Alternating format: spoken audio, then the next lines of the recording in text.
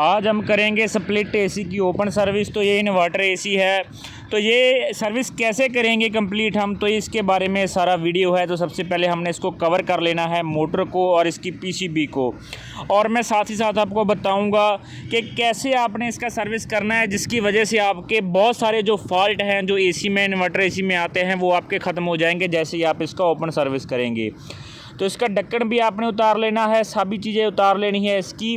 जो हमारा inverter AC है, इसकी जो कंपोनेंट है वो नहीं हमने उतारने, जो कवर है वो उतारना है। उतारने के बाद जो जो इसका आपको लगता है कि पार्ट, जैसे कि पीसीबी है, फ़ैन मोटर है, दोनों को हमने अच्छे से पॉलीथीन से कवर कर लिया, क्योंकि इसका रिस्क होता है कि कहीं ये हमारा इनमें अगर पानी चला गया तो पीसीबी काफ़ी महंगा होता है, तो ये ख़राब हो गया तो फिर नुकसान हो जाएगा। इसलिए इसको कवर करना बहुत ज़्यादा ज़रूरी होता है। तो सबसे पहला काम जो आपने करना है, इसको कवर करना है। तो इसकी सर्विस हमने शुरू कर दी है। तो सबसे पहले हम इसका बैक वाला कॉयल जो है, जो कि बिल्कुल चोक हो चुका था, वो हम क्लीन करेंगे। तो जितने में आप देखिए कि हम इसको क्लीन कर रहे हैं, आपने वैसे ही क्लीन करना है। पहले अंदर की तरफ से क्लीन करना है इसको, फिर बाहर की तरफ से अंदर की तरफ इसको क्लीन करना है, ठीक है। और फिर आपने जो नीचे इसका सारा जो मिट्टी डस्ट इसके जो बेस पे आ गया होगा, उसको प्रेशर की मदद से आपने बाहर निकाल देना है, ठीक है। तो ये काम आपने करना है। तो पीसीबी के ऊपर आपने बिल्कुल भी पानी नहीं डालना है। जो इसका कंप्रेसर वाली साइड है, उस पर भी आपने पानी नहीं डालना है, क्योंकि अगर उस तरफ पानी डालेंगे तो हो सकता है इसकी जो पीसीबी है, जहाँ वायर है, उन पर अगर पानी लगा रह गया और आपने इसको सप्लाई दे दी है एसी को, तो आपको फिर प्रॉब्लम आएगा, एसी ख़राब हो सकता है। तो इसका गैस इसके अंदर ही स्टोर है, इसलिए हमने जो इसका फ्लेयर है उस पर भी टेपिंग किया हुआ है, कहीं उनमें भी पानी ना चला जाए जिसकी वजह से इसको कोई प्रॉब्लम आए, ठीक है। तो इसमें R32 गैस है। तो ये इन्वर्टर एसी जो आज हम सर्विस कर रहे हैं, तो ये आपने सावधानी रखनी है इसको सर्विस करते टाइम, ठीक है। और जो दूसरी बात ये है कि इसके सर्विस करने से आपके क्या क्या बेनिफिट हैं दोस्तों। सबसे पहला जो बड़ा बेनिफिट है सबसे ज़्यादा, वो ये है कि आपकी कूलिंग प्रॉपर हो जाएगी। क्या होता है कि जब एसी में हमारे में डस्ट फंस जाता है, डस्टिंग का प्रॉब्लम आ जाता है, तो इसका जो कॉयल है, कंडेंसर है, जो ऊपर वाला आउटडोर का होता है, जो इनडोर का होता है, दोनों में अगर जब डस्ट जम जाए तो इंडोर जो है वो कूलिंग अच्छे से बाहर नहीं निकाल पाता, कूलिंग वापस चला जाता है, इसका कंप्रेसर की तरफ चला जाता है, ठीक है। तो कंप्रेसर भी आपका ठंडा होने लग जाता है। और जो ऊपर का आपका कंडेंसर होता है, जो ऊपर वाला होता है, वो क्या है कि पूरा का पूरा जो हीट है वो बाहर नहीं निकाल पाता, क्योंकि उससे हवा नहीं क्रॉस हो रहा है। हवा क्रॉस नहीं हो रहा है तो हीट बाहर नहीं निकल रहा है, जिसकी वजह से आपका कूलिंग जो है प्रॉपर नहीं बन पाएगा। और एसी आपका जो फॉल्ट शो करेगा, ट्रिपिंग का प्रॉब्लम आएगा, या फिर वो फॉल्ट शो करेगा कि इसमें ब्लॉकेज का फॉल्ट शो कर सेंसर ऑन करेगा आपको, या फिर इंडिकेट ब्लिंक करेगा सर्विस का, तो ये प्रॉब्लम आपको सामने आएगा। लेकिन अगर आप टाइम टू टाइम इसका सर्विस करवाते हैं तो आपको ये प्रॉब्लम नहीं आएगा। मैंने पहले भी कई बार बताया है कि इसका सर्विस कैसे, कितने, कब करवाना चाहिए। तो मैं आपको फिर बताता हूँ कि जब आपने इसको एसी को बंद करना है, एक सर्विस तब होना चाहिए, क्योंकि इसका जो डस्ट है वो सारा बाहर निकल जाएगा, और साफ़ एसी को आपने कवर करके रख देना है कवर की सहायता से, ठीक है। दूसरी बार सर्विस आपने तब करना है इसको जब आपने इसको सीज़न में चलाने के बाद 2 मंथ हो जाए, तब आप इसको सर्विस करवाना है। तो सीज़न में 2 बार अब इसको सर्विस करवाना है। अगर आपका एसी कम चलता है, ज़्यादा चलता नहीं है, आपने इतना ज़्यादा यूजेज नहीं है एसी का, तो आप एक टाइम भी इसका सर्विस करवा सकते हैं जब आपने इसको बंद करना होता है, ठीक है।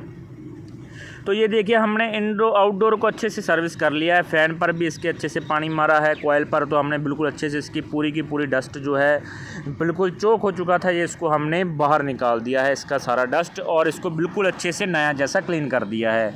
अब ये प्रॉपर कूलिंग करेगा। तो ये तो पहला बेनिफिट मैंने आपको बता दिया था कि इसका जो कूलिंग है वो प्रॉपर होगा, जो ट्रिपिंग का प्रॉब्लम है वो नहीं होगा आपको, जो इंडिकेटर ब्लिंक करता है सर्विस का वो नहीं करेगा। जो सेकंड आप बेनिफिट बताता हूँ वो इंडोर पे चलते हैं हम, ठीक है। इंडोर सर्विस करते हैं और वो मैं आपको बताता हूँ, ठीक है। तो आउटडोर का बस ये थोड़ा सा काम रह गया है, चारों तरफ जो इसके डस्ट रह गया वो भी हम उतार रहे हैं। तो चलिए इंडोर की तरफ चलते हैं। तो इंडोर का सबसे पहले हम कवर साफ़ कर लेंगे। तो कवर साफ़ करने के बाद हम इंडोर कॉयल को साफ़ करेंगे, ठीक है। तो मैं आपको बेनिफिट बताता हूँ कि अब इसका जो चौथा बेनिफिट हमें क्या मिल जाएगा ओपन सर्विस का, वो ये है दोस्तों कि जब हम एसी को सर्विस करवा लेते हैं तो आपका जो इन्वर्टर एसी है, या फिर आपका किसी भी कंपनी का एसी है, ज़्यादातर तो इन्वर्टर एसी में ये प्रॉब्लम ज़्यादा देखने को आ रही है मुझे, जैसे कि लॉयड कंपनी का एसी है, डाइकन का एसी है, तो वो क्या है कि फ़ैन का स्पीड स्लो हो जाता है, और जो एसी है आपका फर की आवाज़ दे रहा है, और बिल्कुल प्रॉपर से वो हवा पास नहीं कर रहा है, कूलिंग नहीं दे रहा है, और आपको लगता है कि इसका ब्लोअर की स्पीड भी कम हो गया है, तो वो सभी का जो कारण एक ही है, वो है इसका जो कूलिंग कॉयल है इंडोर है वो बिल्कुल चोक हो चुका है, जिसकी वजह से ये आपको फॉल्ट शो कर रहा है। तो इंडोर को आपने अच्छे से अगर आप सर्विस करते हैं तो ये आपका जो फॉल्ट है, जो आपका जो एसी है फर की आवाज़ें कर रहा है, साउंड पैदा कर रहा है और कभी रुक जा रहा है, कभी चल रहा है और प्रॉपर हवा नहीं दे रहा है, ये सभी प्रॉब्लम जो है आपकी ख़त्म हो जाएगी अगर आप इंडोर को अच्छे से सर्विस करते हैं। और इसका 5वां बेनिफिट दोस्तों, अगर आप इसको इंडोर को अगर आप अच्छे से सर्विस करते हैं, आउटडोर को सर्विस करते हैं, तो क्या होता है कि अगर इसमें डस्ट रहता है और फिर उसमें पानी तो आता ही है, इंडोर में कोयलों पर ऊपर पानी तो आना ही है, तो क्या होता है कि इसकी वजह से आपका जो इंडोर है उसमें रस्ट लगना शुरू हो जाता है, वो ख़राब हो जाता है।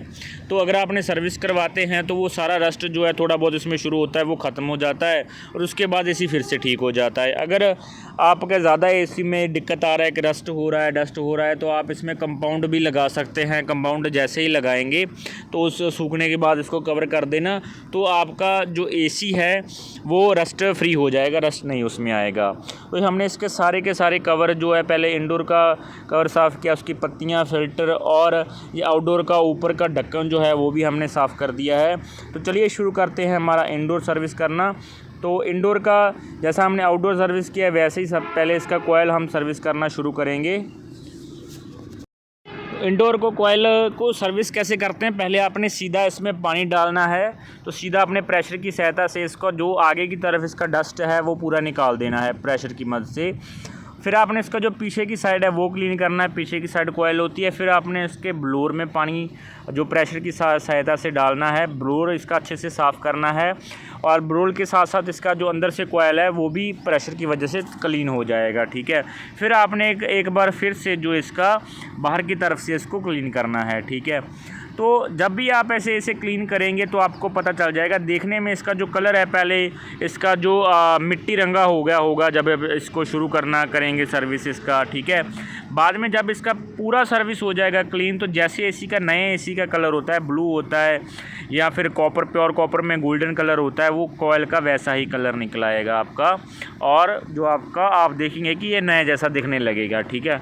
तो उसके बाद आपने इसमें से पीछे की तरफ और आगे की तरफ दोनों तरफ आपने इसमें प्रेशर डाल दें, प्रेशर से साफ़ करना है ताकि जो पूरा डस्ट इसका निकल जाए। एक बात का आपने ध्यान रखना है कि इसकी पीसीबी को हमने कवर कर रखा है, आपने भी इसका पीसीबी कवर करना है। तो पीसीबी कवर होगा तो आपको कोई परेशानी नहीं होगा, नहीं तो इसकी अगर पीसीबी में पानी चला गया तो आपका नुकसान हो सकता है। तो ये देखिए हम ब्लोअर में अभी इसका प्रेशर की सहायता से उसको क्लीन कर रहे हैं। तो दोस्तों जो लोग मेरे चैनल पर नए हैं तो उनको मैं बता दूं कि मैं AC and electrical, electronics, RO और वाटर चिलर के संबंधी वीडियो बनाता हूं। अगर आपको किसी तरह की कोई दिक्कत आ रही है किसी भी इलेक्ट्रॉनिक उपकरण में, वायरिंग में, 3 फेज़, सिंगल फेज़, एसी में, इलेक्ट्रिकल, इलेक्ट्रॉनिक में कोई भी समस्या है तो आप मुझसे कॉन्टैक्ट कर सकते हैं, मुझे सवाल पूछ सकते हैं। आप कमेंट कीजिए, मैं उसका रिप्लाई ज़रूर करता हूँ। और अगर दोस्तों किसी को भी वाटर चिलर चाहिए 100 लीटर से लेकर 10,000 लीटर तक है, सिंगल फेज़, 3 फेज़, ऑनलाइन या ऑफलाइन, तो हम दोनों प्रकार के चिलर बनाते हैं। तो अगर आपको चाहिए तो डिस्क्रिप्शन में मेरा लिंक है, आप उस पर जाकर मुझसे कांटेक्ट कर सकते हैं। नहीं तो आपको अगर कोई क्वेरी है तो आप मुझे मैसेज भी कर सकते हैं। मेरा ईमेल नंबर मेरी जो अबाउट है चैनल का उसमें दिया हुआ है।